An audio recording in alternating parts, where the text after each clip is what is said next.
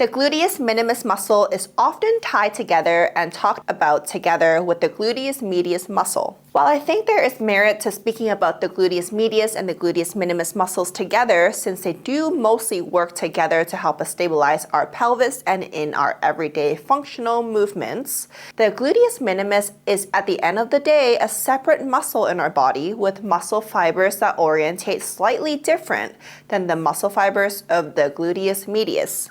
So in this video, I want to give the gluteus minimus muscle some limelight and speak about it in isolation, so you get to learn more about this often not as talked about muscle in your body and outline for you the best exercises to help you strengthen your gluteus minimus muscle according to the current literature. If you haven't checked out my previous video outlining the best and worst exercises to strengthen your gluteus medius muscle according to science, I'll link that video up here for you.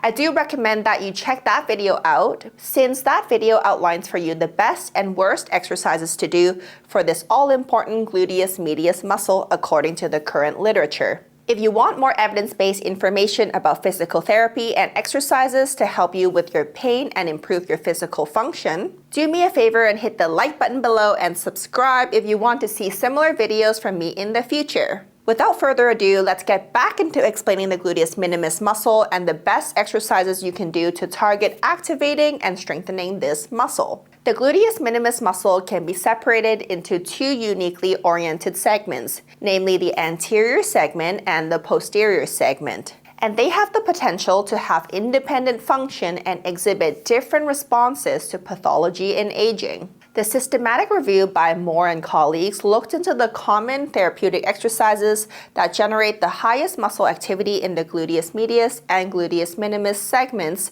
based on EMG studies. In this systematic review, they found that recruiting the posterior segment of the gluteus minimus muscle appeared to be more feasible than recruiting the anterior segment of the gluteus minimus muscle. They further explained that there appeared to be a broader range of exercises available for strengthening the posterior segment of the gluteus minimus muscle with single-leg weight-bearing exercises and side-lying hip abduction potential options. In comparison, because the anterior segment of the gluteus minimus muscle functions as an anterior hip capsule stabilizer and a prime hip abductor, the anterior segment of the gluteus minimus muscle appears to be more difficult to target for strengthening when compared to the posterior segment of the gluteus minimus muscle. Research is amazing because it helps to contribute to our knowledge in more ways than not, and I have the utmost respect for all the researchers out there. However, for my gluteus minimus tier list that I'm about to share with you today, I'm also going to be adding in exercises based on my own clinical experience as a physical therapist. This is because with research, or honestly anything in life, there are always going to be limitations that will require further research or investigations. And with this particular systematic review, the information presented to us is limited in a sense that they summarize the best exercises that would generate the highest muscle activity of the gluteus minimus. But in clinical practice and for my clients who want to improve their physical function and outcomes, I care for both high muscle activity as well as the ability for us to progressive overload to strengthen the gluteus minimus muscle. Because of this, I have married my experience as a physical therapist with the information put forth by this systematic review to allow you to get a sense of what I find works well with actual people in the physical therapy setting and not only in the research lab. And just a quick plug, I work out of Form Physiotherapy in Vancouver, Canada. So if you are local to me, come see me in Vancouver or drop me a comment down below to say hello. According to this systematic review, the best exercise to generate the highest muscle activity of both segments of the gluteus minimus muscle, so we can target the entire gluteus minimus muscle, is the hip hitch or pelvic drop and the isometric standing hip abduction. The hip hitch or pelvic drop. If you watched my video on the best and worst exercises to strengthen the gluteus medius muscle, you would know that this exercise was also in that video, ranking as one of the best exercises you can do to strengthen the gluteus medius muscle. However, because it is relatively difficult to progressive overload this exercise, I put the hip hitch or pelvic drop exercise into the B tier. The second exercise that appeared to have the highest activation of the entire gluteus minimus muscle, so both the anterior and posterior segment, was the isometric standing hip abduction. Similar to that first exercise, because the isometric standing hip abduction is also difficult for us to progressive overload to help us improve gluteus minimus strength, since how hard this exercise is based entirely on subjective perceived effort instead of an objective weight amount, I put the isometric standing hip abduction into the C tier of my gluteus minimus tier list. Instead of doing an isometric hip abduction in standing, I personally think that a superior version would be doing an isometric hip abduction in the side plank position. I put the isometric hip abduction in the side plank position into the S tier of my gluteus minimus muscle tier list because we can easily progress this exercise. The variations can include starting first at holding this isometric hip abduction on the knee, then we can hold this isometric hip abduction on the foot. Then we can be on the foot and lift up the top leg to make it more challenging. If you want to, after this step, you can even add a weight plate onto the top hip. And trust me, this exercise is definitely a burner. Now, if we want to target the anterior segment of our gluteus minimus muscle, we want to do exercises with more of a hip internal rotation bias, because the anterior segment of the gluteus minimus muscle has a favorable moment arm for internal rotation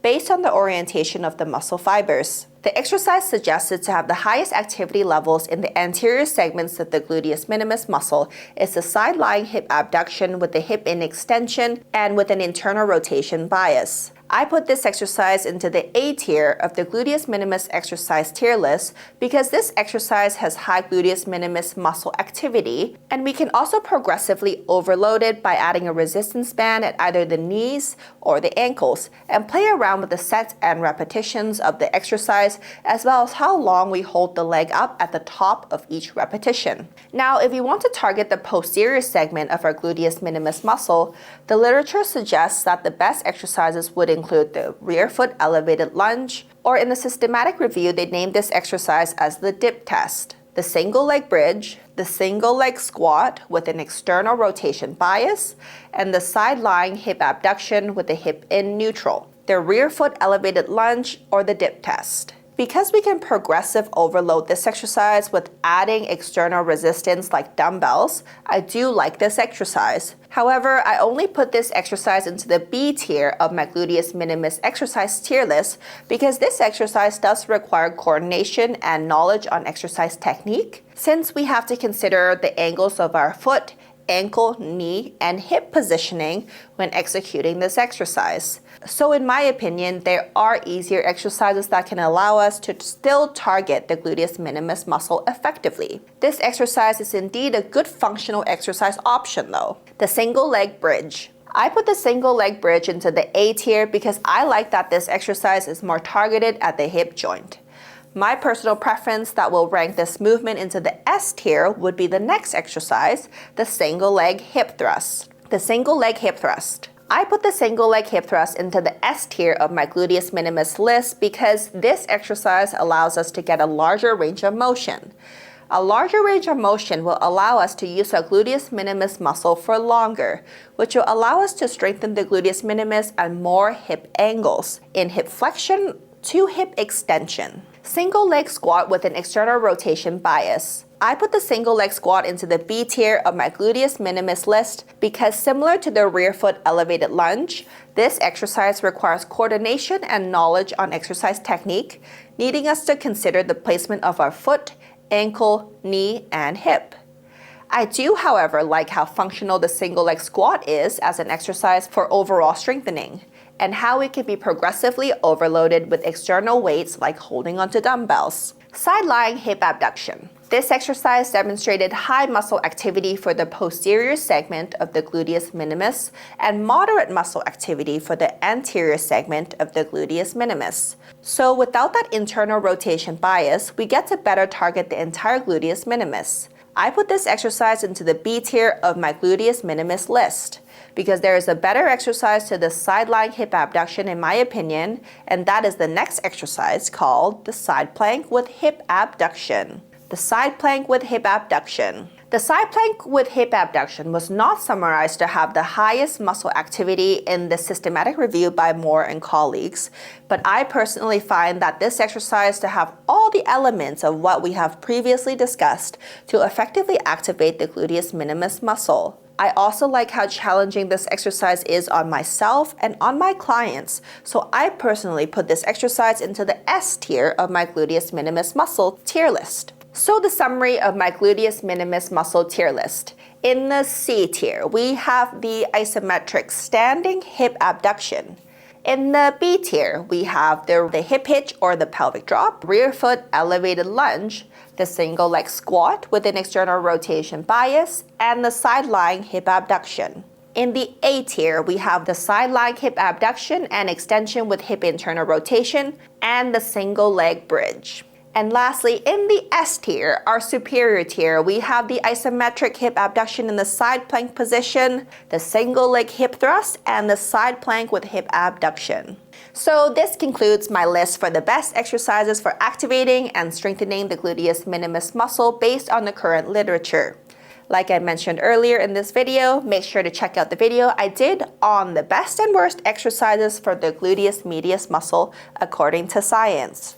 If you like evidence-based videos about physical therapy and exercises to help you with your pain and improve your physical function, remember to like the video below and subscribe if you don't want to miss out on my upcoming videos. Thank you very much for watching, and I hope to see you in my next video.